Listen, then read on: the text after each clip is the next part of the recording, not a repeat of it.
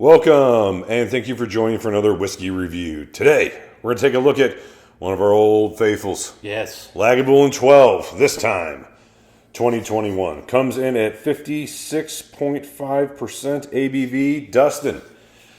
As you know, I've always been a big fan of Lagavulin 12. I probably have more of that bottle than I do any one bottle of a certain age statement, even if it's a special release. Probably got 20 of those different things. But, as you know, in 2019, things changed. Oh.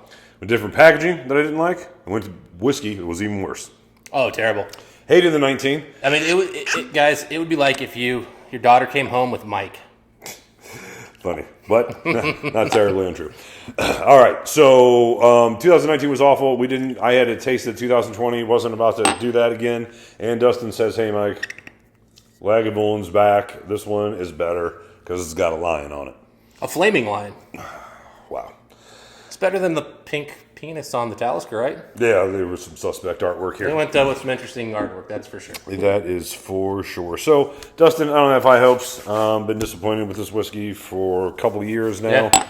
2017 was great. 2018 was Lagavulin 12, how I remember it. I got bottles, as you know, going back to 09, and I was ready to call it quits. But you told me to come on back. I said, he's back. Let's find out. All right. Shady's back. Looks like Lagavulin 12. It does. Good start. Let's smell it. And it is the most vibrant, sweet Lagavulin 12 yet. But you know what it's not here, Mike? Off the still notes. Oh, no. Bitter, sour notes. All right, hold on. Let's not get carried away. It is sweet, yes. One of the sweeter Lagavulin 12s. But it's the young note from 19 and 20, I don't smell it yet. I mean, there's a little bit of youth on here, but I mean, it is... Youth is fun. A 12-year-old Lagavulin, but... Youth is fine. You can't throw a cask that did nothing. Yeah, you do not need a couple casks of new bake. Yes. Which I think is what happened. I don't know how they went 12 years in wood and got no wood. But that's what happened. Yeah, you know what? There's a little bit more spice in this one than in previous batches. Yeah, I mean, again, it's up front. It's super sweet. It's very clean. It almost makes you think like a first fill bourbon, even though these are still all Refilled, traditional, refilled barrels. But it comes off like they found some still somewhat active barrels for this. Yeah, this is to me again a little bit sweeter. It kind of reminds me maybe 2014 Lagavulin 12. Okay. Yeah, but none of the raggedness of the 19 and 20. You do get that slight bit of sourness that I associate with Lagavulin's malt in general, but also is a little more prevalent when they're a little bit younger. But in a very pleasant way. It's not an offensive note. It's just, oh, that's Lagavulin. When it kind of transitions a little bit into lemon, that's when it's fine. And that's what it's doing now. When it doesn't transition into lemon and it's just straight sour like it has been the last 2 years, problem. Yeah, when you're smelling like just tired oak. All right, it smells good. It smells like sweet Lagavulin 12. Yeah, I mean, just Yeah, very clean, it's very... salt, a little bit of pepper. Yeah. Yeah, I mean, there's a little bit of barbecue, a little bit of brine. I mean, it's all there. I mean, a hint of maybe like an oyster or something, that slightly salty sea note. Yeah, that C note's there. A little bit of brine with that something salt. Yeah, I mean, that's the secondary thing here, and that's what you expect in Lagavulin. I mean, again, it's hitting everything you want in a Lagavulin 12. More sweet than usual. Let's see. Yep, go for Here's it, Mike. Yeah, just nice whiskey. Yeah, I will say, I mean, as you can see, I just got this, guys. I've been into this whiskey because it just does everything I want a Lagavulin 12 to do, and I haven't had that in a while.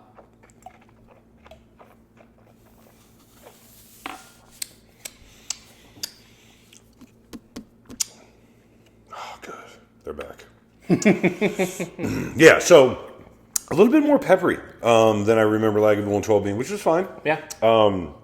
It's a little bit sweeter than your traditional 12. So say you take something recent like the 18, right? Yeah. Make it a little bit sweeter. Add 2 parts sweetness. A little bit more of a oak with a slight pepper note to it. And I'm telling you, man, none of that new make astringent taste at all on the palate. Yeah. No. Thank God. In fact, it's bolder on the palate than the nose, and it's not a dull nose. Yeah, that's back. It's a punchy 12. But it's a 12. Yeah. You know what I mean? Well, I mean, again, it's like, this tastes like active cask. Yeah, so, agreed. Good. I'm excited again.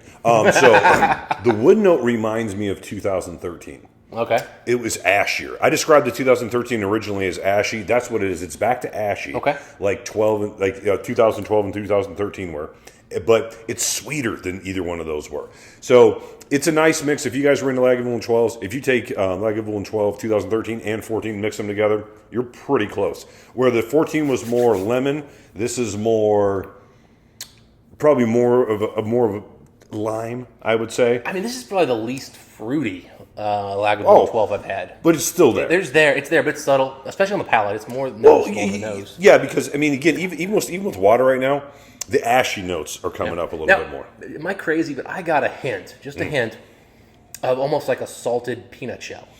Well, peanut shells. Salt is obviously there, but I got a little bit of a peanut shell, which I had not picked up as distinctly before. Peanut shell is always something I got in older Lagavulins. I rarely get it in the younger ones, but I got a little bit of that in the middle of this one. let me Nice. dig deeper. Anytime it gets a little ashy, though, I will say it kind of tends to make me think more nut, peanut shell, walnut shell, Smoke something is like that. turned up with water. Yeah, on the nose, water helped it. Yeah, it's actually become more traditional Lagavulin 12, whereas before it was a little more sweet, a little more vanilla. Now the smoke is really coming out. There's not a lot of vanilla in this one. I mean, there is some, but not a lot. It's more ashy, and dare I say, there's a twinge, just a little ravine of tobacco smoke. Absolutely. Oh, yeah, there's definitely some tobacco smoke. There's definitely some charcoal, a little bit of a barbecue smoke. I mean, it's kind of got a little of all of those. They're all well balanced, nice, put together. It's still, from that first sip, still a nice little linger on the sides. And it went from a little bit of lemon, Mike, to now it's like a lemon meringue. Oh, yeah. Sweet lemon. Yeah, it's Sweet become lemon. more of a meringue. Again, it reminds me of the 14 in that way. But it's got this like umami saltiness that's in there too. Yeah, quite a few, well, not quite a few, 4 or 5 things going on here. Like good Lagavulin 12s always were. They weren't overly complicated. I mean, this is complicated enough. I mean, really it is. It really is. I mean, for just almost any quality whiskey, it's there. Yeah, I will say this about it. There are probably 3 nice parts to it.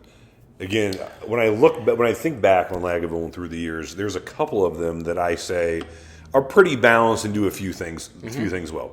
As we said, I've talked about the 12, 13, and 14 already. 15 was fairly balanced. 16, kind of, but it was a little sharper, a little smokier. 17 had great texture, but like I always said, that really wasn't a real Lagavulin 12, even though it was a great whiskey. 18, more back to what I would normally expect, very close to the 16. Yeah. I think the texture actually on this is better than the 17. And I validated that by having them side by side last night. And I've always thought of the 17 as an oilier, richer Lagavulin 12. It's pretty strong. This one, Pretty strong. It was just as. I will say it's a little more drying on the finish though than the 17, and that's honestly this thing hits you with just an explosion of heat, explosion of spices. A good Lagavulin 12. Yeah, you're right, man. You're right. Man, Lagavulin 12 is back, and this really might be one of the best they've ever put out. It's one of the better ones, I think, for sure. I remember seeing, I think, Malt Reviews doing that, calling it the Whiskey of the Year, and I remember saying, like, man, really? Like, they've been pretty disappointed. I kind of rolled my eyes a little bit when I saw that. Yeah. I owe an apology. Having had this, I get where they're coming from, and if you're factoring in price heavily, if you like this distillery, as I do, this is just a really good sign. yeah. I still don't like the packaging. Oh, I hate the package. Terrible. We didn't even bother bringing the tin over here. Like stupid flaming lion and green. And who wants a tin? Give me a box. Give me a box. Give me a good sturdy box. Give me something square. They're I can square. They stack can it. stack them. Yeah. Exactly. You ever try to put a pallet together with some round tubes? It's misery. Stupid. No. And then you try squeezing them together because you got all these stupid tubes. Then you end up like bending one, or you pop the cork, or not the cork, the little tin top out. Doesn't feel right. The top it collapsed because there's no like real rigid end. Yeah. I mean, I like the fact there's a package in general because that's something. They don't overcomplicate it. It makes it easier to when you're moving and you're putting all your whiskeys in boxes. It's nice to have something to protect them. For sure. But give us the box, guys. You had the most classic, awesome looking box ever. Those old 12s. I mean, you should have just made the 12 core release and kept the old box. Anyway. I liked it. All right, so let me ask you this. Come back for not only this, but the Lefroy Carchus this year. So 21 is good year for both of these scenarios. Both of them were excellent, yeah. Ardbeg's still putting up random garbage every year. I've stopped even buying it. I've heard nothing good about the last release. But this one seems to be coming around. Yeah. Where are you at as far as the whiskey score from 2 people that are well-versed in Lagavulin 12? I keep going back and forth on 2 scores, Mike, and seems today I'm going on the high end of every one of these, and I'm going 89. I was debating. I actually thought about a 90 at one point, but I can't quite get there. But 89, I think, feels really good. Yeah, I was at least at an 88. This is the best Lagavulin 12 I've had in a long time. I prefer it, obviously, to the last two. I probably prefer it to 18 for sure. 17, if you say it's better. I don't disagree I'm with just you. saying, I was saying it was oilier. Yeah, I mean, I do think it's better too, but it's oilier for sure. it has a lot going on. Yeah. I really like this one. So I'm going to stick with an 88, but a great I whiskey. want to keep drinking. Yeah, great one. That's the thing. I just want to keep drinking this thing. All right, so if you guys had a chance to try this one, let us know what you think. If you were disappointed with 19 and 20 the way I was, let me know that in the comment section. I would love to know that I'm not the only person that really thought that. Anyway, that's where we're at as far as this particular whiskey. Lagavulin 12 is back. Thank goodness. Yeah. Thank goodness. They're expensive. They've gotten expensive. I mean, these are about $150 now. So Not cheap. Yeah. Not cheap at all. It's good when you're rewarded. Anyway, we want to thank you for once again joining for another whiskey review. Until next time, what do we wish the folks, Dustin? happy drinking. We'll see you then.